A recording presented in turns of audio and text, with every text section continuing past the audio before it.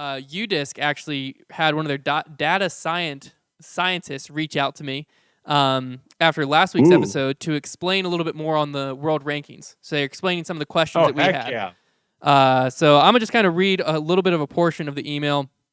They explained the Paul situation too, but basically one of their strongest argument was it happens in other sports, especially in golf. They literally showed me where it happened, where a player didn't show up and another player who was world number one did, and they flip-flopped. And I was like, okay, well, it's just something that I've just not used to because the sports I watch are basketball, when it's like, I guess basketball kind of happens of, oh, no, the team's not going to lose number one if they didn't play that week.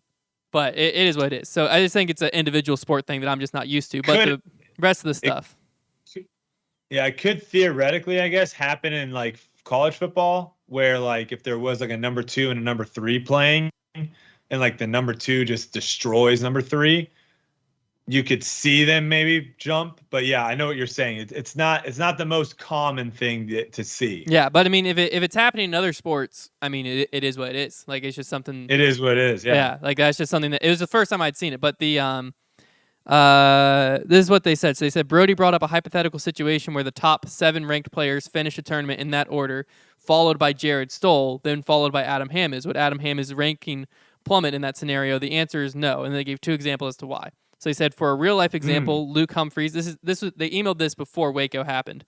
They said for a real life example, Luke Humphreys previously ranked 66 at LVC finished 4th, and Tristan Tanner previously ranked 112th finished 6th.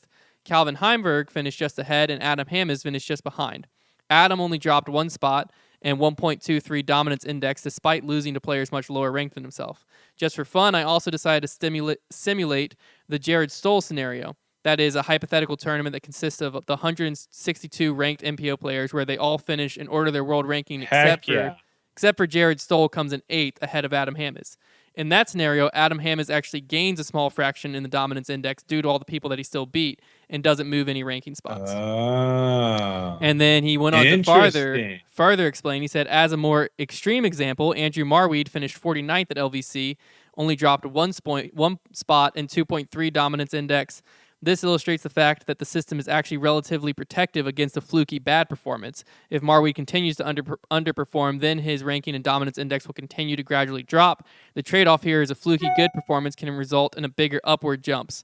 We noticed some instances where these jumps were a little too extreme last season, so we made a few tweaks in the offseason to mitigate them. You can see this blog post, and they link to that. And keep an eye out for a more detailed explanation coming soon. They also addressed my point of the PDGAs being easier to visually like see what's going to happen week to week. And they said they addressed it in 2 ways. They said they felt like you either had to have a really statistically accurate one or a very visible one. And they said they chose to go with the statistically accurate because they felt like they could find ways to make that more visible versus a visible one is harder to make it statistically accurate. So that basically visible, they're saying like one that's really easy to see and comprehend and know like, oh, if Brody just places here, he's going to be here. They chose to go more like an algorithm. Correct. Yeah. But they did say that they're working on over the next few weeks or month, they're working on different things that will help make their dominance index a lot more visual so that you can see how, I don't know if it's going to be an article or something on the actual ranking, but it'll be a lot easier for you to see how tournaments directly affect, so you can get a better understanding of like what if a player plays really well and beats certain people, how they can move. So they did say they're coming out with like some more explanation on that. So they basically addressed every point that we had brought up, which I wonder was cool. The only other thing I have is I wonder how strength of field is. I mean, I guess that's their whole world ranking.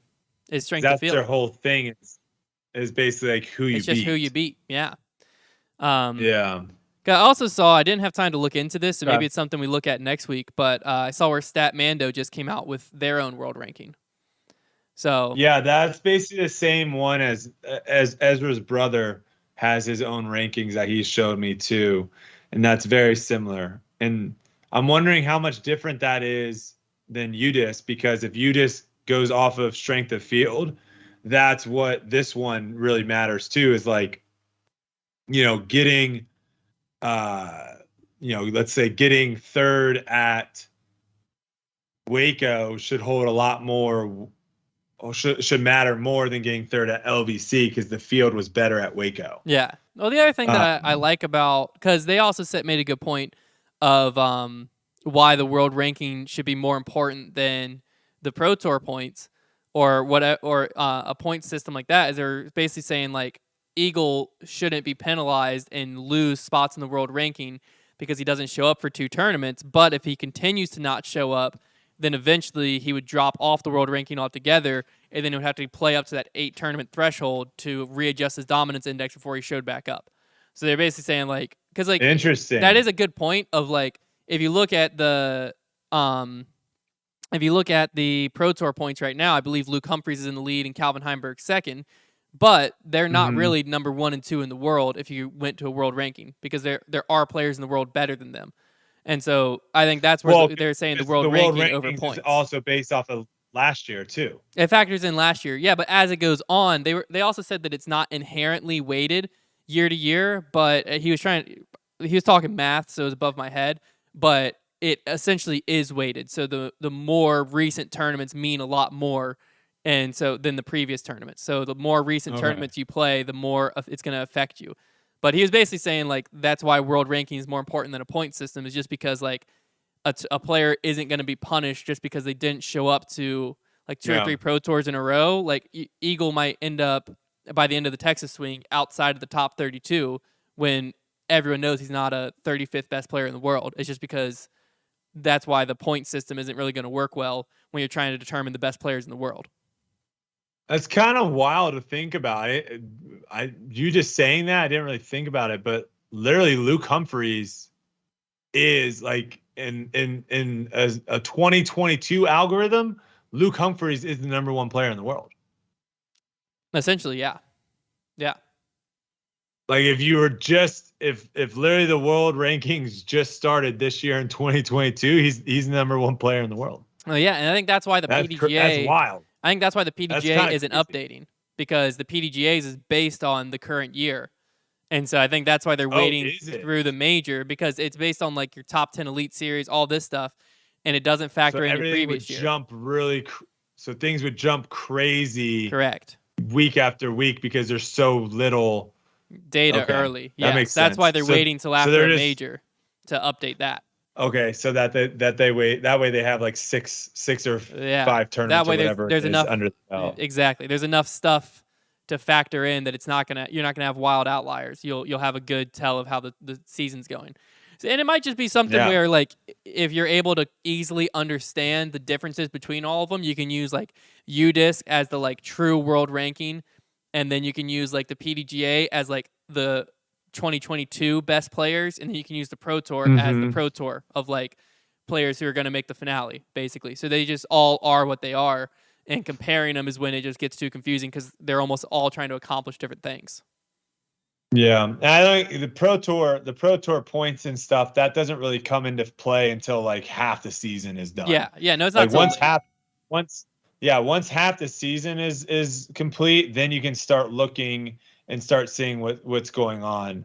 Um, so question for you guys: you guys basically talked a little bit in Grip Lock saying how if you use Vegas and you use Waco and you use those 2 tournaments to see how someone performs, you were saying how that could be a good indicator of where people are moving forward. Mm-hmm. Do you see after the finishes now? Do you stand by that, or are you still kind of like, I kind of need to see a little bit more because, someone like a Luke Humphreys did really well at both. Yeah. So is that going to be someone that is going to be a player and a contender throughout the rest of the season? Yeah, I think it's more of an eye test than anything, because there's some players that are gonna like not perform well at both tournaments but are gonna still be able to perform well. But I think that it's more so like both tournaments allow themselves to have breakout players that can really sway your perception of that player, Mm-hmm. when in reality they're just really good at an open course and they're not going to be good at Waco, or vice versa. So a player like Luke Humphreys, who is now proven to be able to compete at the top level at both of these courses, yeah, I mean, it wouldn't surprise me if his average finish on the Pro Tour for this year was in the top 20. or top 15. It wouldn't surprise me now because he's proven both weeks in a row, the 2 times he's been put to the test, that he can step up. Now, obviously, I do think that there's going to come a tournament where he might miss cash or be a lot lower in the leaderboard. For sure. But that's just the nature of the game. So I don't think he's going to be like a top 5. He's in there every week, with the contention to win. But I think that, like Tristan Tanner, for instance, I don't know where he finished at Waco, but I didn't really hear his name much. I might have to pull it up. I think he finished one stroke behind me. He didn't have a good tournament. Yeah, so that's exactly, so that type of player is exactly what I'm saying there, is like great performance at Vegas, not a great performance at Waco. Let's not get too hyped on him. Luke Humphreys, great performance at both. It's time to start getting hyped a little bit. Gannon Burr had a solid performance at Waco, top 25. I think he finished 25th. Oh, did he? How did he play on round? He played well in round 3. I think he played solid. Yeah, he played solid. Because I mean, nice. So I think Gannon, though, you also have to factor in a little bit of last year. It's more so true for breakout players because you can also, like, if you took like Ricky, for instance, you can't look at these 2 tournaments and think Ricky's never gonna Ricky's gonna eventually get things figured out. He's Ricky. Same thing, like Calvin obviously had just one bad round at Vegas, but it makes it feel like he had how bad the round was makes it feel like he had an awful Vegas. But then he didn't play great at Waco. Yeah. But he's the same type of player of like you got to use the history. It's more for breakout players like Luke Humphreys, like Tristan Tanner, Joel Freeman's been having a good season back to back, 2 tournaments back to back. Was there anyone that like surprised you that finished high at Waco that wasn't on your radar because they didn't do anything at Vegas, but they did well at Waco? Let me pull up the Waco results really quick. Because I think that I'd have to look through, but like Isaac Robinson, for instance, I don't know if he was at Vegas. He's a player that has been solid for years. I don't believe so. But never been crazy good. And he was up there at Waco. Lots of skills. Alex Russell, let's see if he was at Vegas. He was at Vegas, 39th at Vegas, top 10 at Waco. He was another player. He was actually a dark horse pick, so that came through clutch. Dang, he got sneaky up there. Yeah. I didn't even hear about that guy. Yeah. And so Mason Ford started his season out, but it wasn't really a surprise to see him kind of farther up. That's not surprising. No. Clay Edwards was surprising just because he was able to. That is. Yeah, he was able to kind of get up into the top 10 at times. I think at one point, I think he might have even been in the top 3 during like the middle of a round. But I don't think he played Vegas. No, he didn't. So this was his Waco was like his opening. He got 38th at Memorial though, the week before. I will say though, Waco's kind of like. Did you watch the Players Championship though at all? Not really. No, I saw highlights here and there. Okay, Waco. It might be a little more. I could be wrong, but it might be a little more fluky than you think. Oh no, I know. I fully know Waco's fluky. That's kind of why I'm saying. No. I'm talking about this year because of even the more weather. So.